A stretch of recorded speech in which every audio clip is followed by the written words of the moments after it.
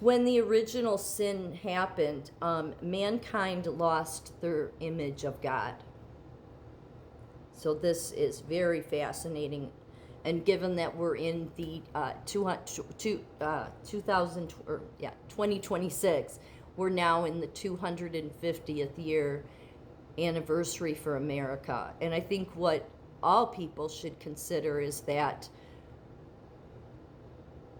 the Constitution was just training wheels. What God always wanted was for the people to finally spiritually grow to only want Him to be king. But that means full faith. The Israelites wanted a human king and rejected God because they couldn't see God. So it showed a lack of faith.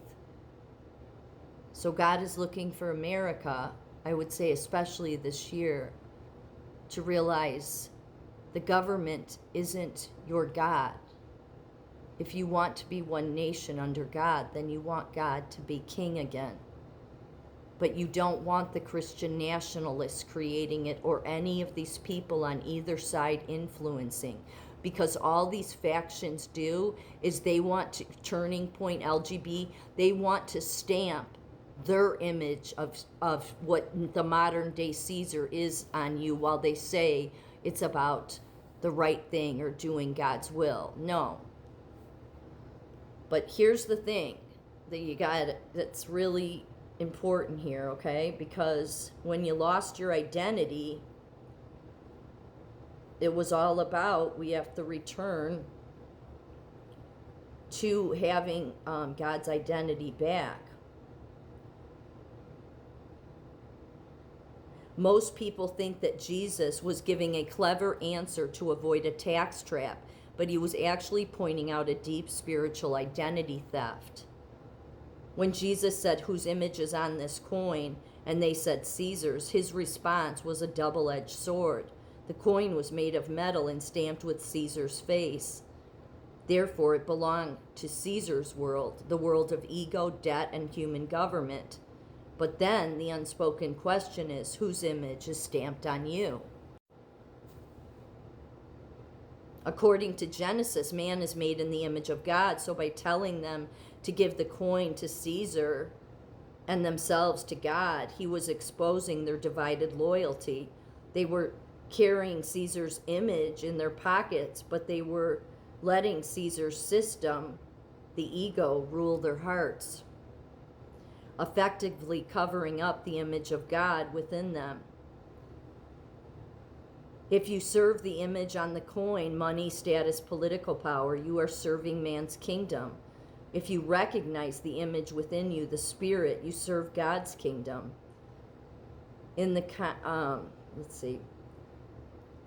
People look at the coin to see who they are rather than looking at the mirror of God to see their true self. They choose to be stamped by the world's systems rather than being rebuilt in the image of the Creator. Today, that image isn't just on a coin, it's on the screens and in the media. It's the beast's way of stamping a false identity on everyone.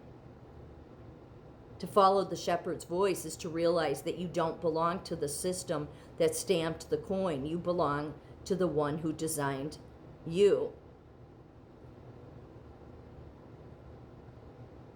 In antiquity, the only way, this is what's important, in antiquity, the only way to put an image on a coin was through fire and pressure. To get your own image off and God's image on, the process is exactly as you described. It's the melting, surrender.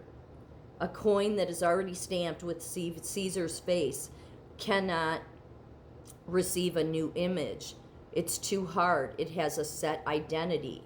To change the image, the coin must be thrown into the crucible. This is the complete defeat you mentioned earlier, the heart of life, the heat of life, or the heat of God's presence. This melts away the false identities and the ego. Unless the metal becomes liquid like surrendering, it will always carry the old image.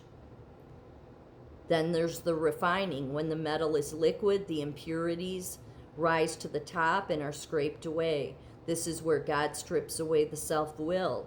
It's messy and an uncomfortable process because we often identify with all of these other images. We think our impurities are who we are. The new stamp is the image of God. Once the image is yielding, the master can press his own seal into it. When you are rebuilt in his image, you no longer are legal tender for Caesar's kingdom. You don't fit into the world's systems anymore because your currency is different.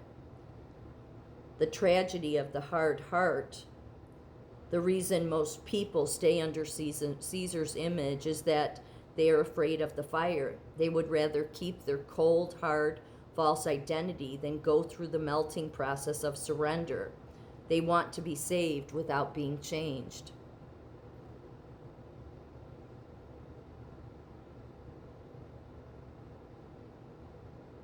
When you look at the story of the fall and what actually happened, it was a theft of identity. Before the fall, humanity didn't need a self-image because they were simply a reflection of God.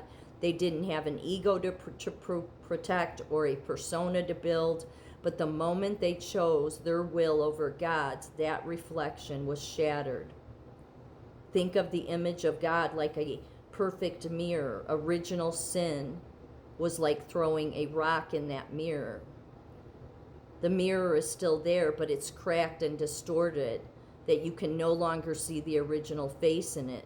Instead of reflecting God, we started reflecting our own fears, desires, and ego.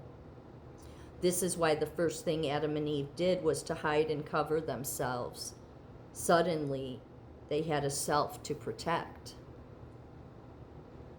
The Caesar stamp, once the original image was lost, humanity became a blank metal looking for a new stamp.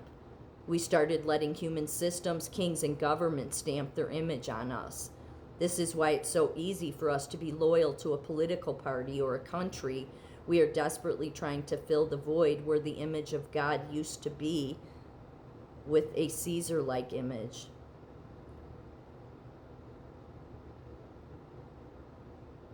This brings us back to your point about surrender. You cannot just glue the image of God back onto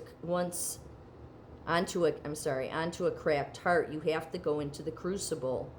The original sin is basically the belief that we can be our own gods.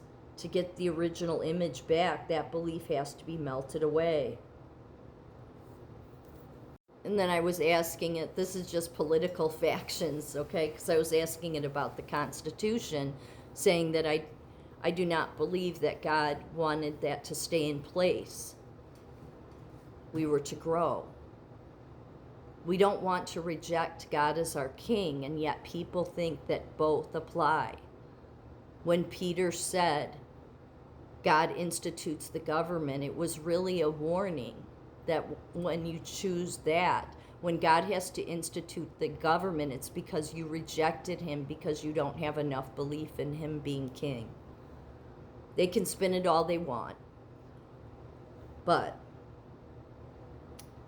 this is the very nuanced take, is the idea that the Constitution was meant to be training wheels document. It was designed to provide just enough freedom from tyranny so that individuals could have the space to actually seek the shepherd and govern themselves from within. But as you have observed, instead of using that freedom to grow into spiritual maturity and surrender to God, we used it to build a bigger, louder, more corrupt version of Caesar's kingdom. God gave us a sandbox where people weren't being forced by a monarch to worship or act, but there was an expectation to grow and grow spiritually to the point that the government system wasn't necessary anymore because the people would have enough faith and surrender to God and ask him, the first nation ever, to be our king completely. I'll follow this up.